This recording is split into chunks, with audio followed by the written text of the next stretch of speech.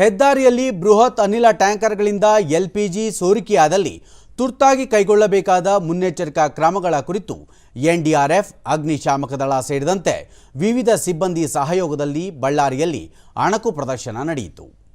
ಜಿಲ್ಲಾ ವಿಪತ್ತು ನಿರ್ವಹಣಾ ಪ್ರಾಧಿಕಾರ, ರಾಷ್ಟ್ರೀಯ ವಿಪತ್ತು ಸ್ಪಂದನಾ ಪಡೆ ಹಾಗೂ ಇನ್ನಿತರ ಕೈಗಾರಿಕೆಗಳ ಸಹಯೋಗದಲ್ಲಿ ಹಮ್ಮಿಕೊಂಡಿದ್ದ ಅಣಕು ಪ್ರದರ್ಶನದಲ್ಲಿ ಅನಿಲ ಸೋರಿಕೆಯಾದ ಸಂದರ್ಭದಲ್ಲಿ ಕೈಗೊಳ್ಳಬೇಕಾದ ಮುನ್ನೆಚ್ಚರಿಕಾ ಕ್ರಮಗಳು ಸೇರಿದಂತೆ ಹಲವು ವಿಷಯಗಳ ಕುರಿತು ಜನರಲ್ಲಿ ಜಾಗೃತಿ ಮೂಡಿಸಲಾಯಿತು.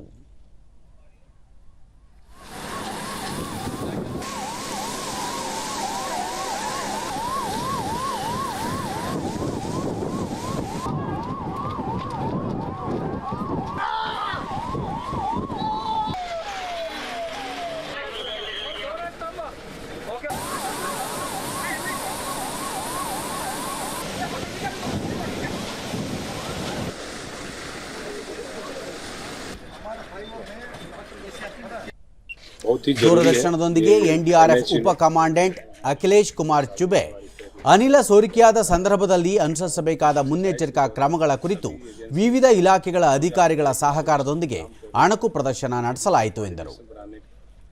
जो भी कमियां आती है उसको दूर करने की कोशिश की जाएगी ताकि इन फ्यूचर में कभी भी केमिकल से रिलेटेड या सीवीआरएन इमरजेंसी होती है तो सक्सेसफुली उसको मिटिगेट किया जा सके और लोगों की या प्रॉपर्टी को लॉस को रोका जा सके.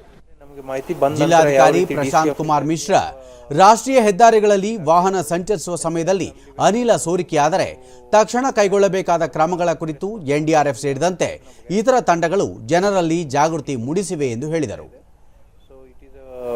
Good opportunity for all the department. ಅಂದರೆ ಅವರು ಅಂಥ ಸಂದರ್ಭದಲ್ಲಿ ಒಂದು ಸಂದರ್ಭ ಆಗಬಾರ್ದು, ಒಂದು ವೇಳೆ ಆದರೆ ಆ ಸಂದರ್ಭದಲ್ಲಿ ಯಾವ ರೀತಿ ಪ್ರಕ್ರಿಯೆ ಮಾಡಬೇಕು, ಯಾವ ರೀತಿ ರೆಸ್ಪಾನ್ಸ್ ಕೊಡಬೇಕು ಅಂತ ಹೇಳಿ ಒಂದು ಕೆಪಾಸಿಟಿ ಬಿಲ್ಡಿಂಗ್ ಪ್ರೋಗ್ರಾಮ್ ಮಾಡಲಾಗ್ತದೆ. ಫಸ್ಟ್ ನಾವೇನಂದ್ರೆ ವೈದ್ಯಾಧಿಕಾರಿ ಡಾಕ್ಟರ್ ಸಾತ್ವಿಕ್ ಅನಿಲ ದುರಂತತಹ ಸಮಯದಲ್ಲಿ ಪ್ರಾಥಮಿಕವಾಗಿ ಕೈಗೊಳ್ಳಬೇಕಾದ ಕ್ರಮಗಳು ಹಾಗೂ ಗಾಯಗೊಂಡವರನ್ನು ಆಸ್ಪತ್ರೆಗೆ ಸಾಗಿಸುವುದು ಹಾಗೂ ಚಿಕಿತ್ಸೆ ನೀಡುವ ಅಣಕು ಪ್ರದರ್ಶನ ನಡೆಯಿತು ಎಂದರು.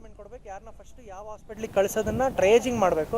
ಅದರಿಂದ ನಮಗೆ ಬೆಟರ್ ಸಿಚುಯೇಷನ್ನ ಬೆಟರ್ ಹ್ಯಾಂಡಲ್ ಮಾಡ್ಬೋದು, ಮಿಟಿಗೇಟ್ ಮಾಡಿ. ನಮಗೆ ಇಲ್ಲಿ ನಾವು ಮುಖ್ಯವಾಗಿ ಟ್ರಯೇಜ್ ಮತ್ತು ನಾವು ಫಸ್ಟ್ ಏಡ್ ಇದನ್ನು ಮಾಡಿದ್ವಿ, ಟೆಂಟ್ ತೊಗೊಂಡಿದ್ವಿ. ಫಸ್ಟ್ ಏಡ್ ಕಿಟ್ನ ರೆಡಿ ಮಾಡಿಕೊಂಡು ಪೇಷಂಟ್ನ ಪ್ರಿಯಾರಿಟಿ ಮಾಡಿ ಟ್ರಯೇಜ್ ಮಾಡ್ತಿದ್ದೀವಿ.